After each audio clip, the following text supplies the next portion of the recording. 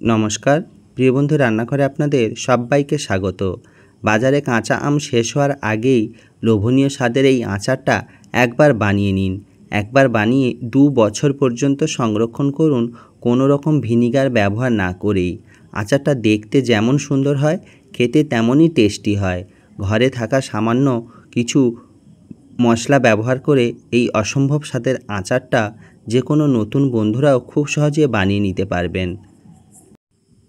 এই আচারটা বানানোর জন্য এখানে আমি 1.5 কেজি পরিমাণের আম ভালো করে ছাড়িয়ে কেটে পরিষ্কার করে জল ঝরিয়ে রোদে একদিন সারাদিন শুকিয়ে নিয়েছি।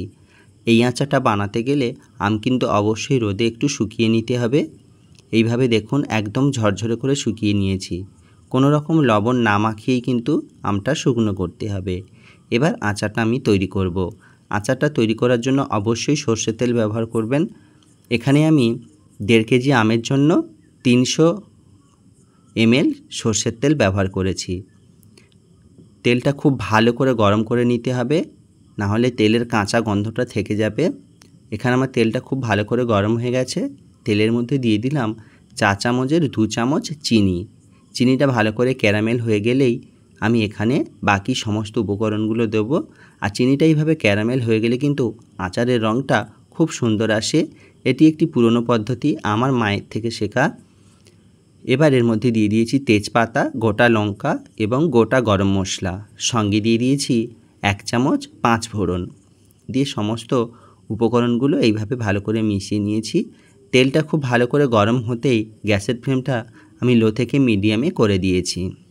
এবার শুকনো করে রাখা আমগুলো তেলের মধ্যে দিয়ে দেবো। দিয়ে এটাকে 3-4 মিনিট খুব ভালো করে একটু ভেজে নেব। গ্যাসের ফ্লেমটা বাড়িয়ে আমগুলো ভাজলে কিন্তু খুব সহজেই আমগুলো ভেঙে যাবে। তাই গ্যাসের ফ্লেমটা লো থেকে মিডিয়ামে রেখেই কিন্তু আমগুলো ভেজে নিতে হবে। এতক্ষণে নিশ্চয়ই বুঝতে পারছেন বন্ধুরা, এটা হলো তেল আচার। খুব টেস্টি হয় বন্ধুরা। আর এটা আমার নিজস্ব রেসিপি নয়, এটা আমি মায়ের কাছ থেকে শিখেছি। তবে মায়ের কাছ থেকে যবে থেকেই শিখেছি তবে থেকেই আমি কিন্তু এটা বানাই। আপনারা অবশ্যই এরকমভাবে বানিয়ে দেখবেন, অবশ্যই খেতে টেস্টি হবে। এবার এর মধ্যে আমি দিয়ে দেব স্বাদ মতো লবণ। লবণের পরিমাণটা অবশ্যই আমে কতটা টক রয়েছে সেই উপর ভিত্তি করে ব্যবহার করতে হবে। এবার দিয়ে দিলাম 1 চামচ হলুদের গুঁড়ো। দিয়ে এবারও খুব ভালো করে আবার ধীরে ধীরে এটাকে মিশিয়ে নেব। অবশ্যই এখানে কিন্তু ধীরে ধীরেই নাড়াচাড়া করতে হবে, নাহলে কিন্তু আম খুব সহজে ভেঙে যেতে পারে। তবে রোদে শুকানো আম খুব সহজে ভাঙে না। এভাবে ধীরে ধীরে উল্টে পাল্টে সমস্ত আমগুলো খুব সুন্দর করে ভেজে নিচ্ছি। এখানে কিন্তু এই তেলেতেই পুরো আচারটা তৈরি হবে। ততক্ষণ আমটা ভাজা হতে থাকুক, আমি কিছু মশলা এখানে ভেজে নিই। প্রথমে আমি শুকনো লঙ্কা খুব ভালো করে একটু ভেজে নেব। এখানে আমি 5 থেকে 6টি শুকনো লঙ্কা ব্যবহার করেছি। ঝালের পরিমাণটা আপনারা অবশ্যই নিজেরা বুঝে শুনে দেবেন। লঙ্কাটা আমার খুব ভালো করে ভাজা হয়ে গেছে। কোনো রকম তেল ছাড়াই আমি কিন্তু সমস্ত মশলাগুলো ভেজে নেব। এবার লঙ্কাটাকে আমি তুলে নিচ্ছি। এবার ওই একই তাওয়ার মধ্যে আমি বাকি মশলাগুলো দিয়ে দেব। এখানে দিয়ে দিলাম চা চামচের 1 চামচ মৌরি, কাঁচা মৌরি দিয়ে দিলাম। এবার দেব ওই একই চামচের 1 চামচ ধনে। এবার দিয়ে দেব ওই একই চামচের 1 চামচ গোটা জিরে। এবার দিয়ে দিলাম 2টো তেজপাতা। এবার হালকা আঁচে এটাকে কিছুক্ষণ মতো ভেজে নেব। খুব বেশি ভাজবো না, শুধুমাত্র একটু গরম হলেই নামিয়ে গুঁড়ো করে নেব, কারণ বেশি ভাজলে মশলাটা কালো হয়ে যায়।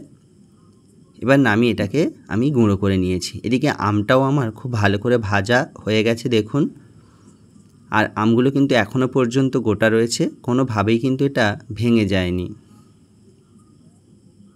এভাবে ধীরে ধীরে নাড়তে থাকবো আর আমটা আরেকটু ভেজে নেব এবং আমের ভেতরে থাকা রসটা একটু টানিয়ে আনব।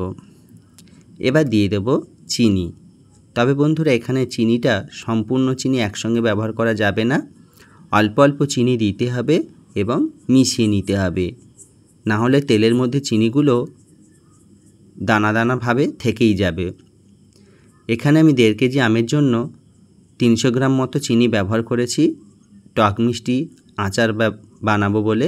তবে আপনারা চাইলে কিন্তু চিনির পরিমাণটা কমিয়েও দিতে পারেন, আবার বাড়িয়েও দিতে পারেন। প্রথম স্টেপে আমার চিনিটা কিন্তু খুব ভালো করে মিশে গিয়েছে। মিশিয়ে নেওয়ার পর এবার আমি দ্বিতীয় স্টেপে চিনিটা আবারও দিয়ে দেব।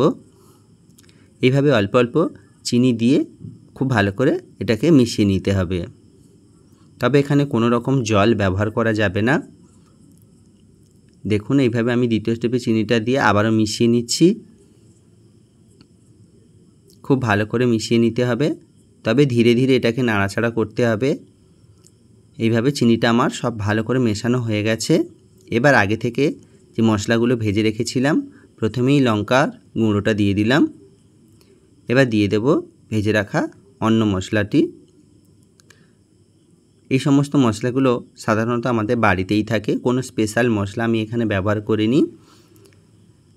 আর এইভাবে মশলা দেওয়ার পরে আবারও একবার খুব ভালো করে মিশিয়ে নিচ্ছি। খুব অল্প সময়ে বন্ধুরা এই আচারটা প্রস্তুত হয়ে যায়। একদম তাড়াতাড়ি এটাকে বানিয়ে নিতে পারবেন।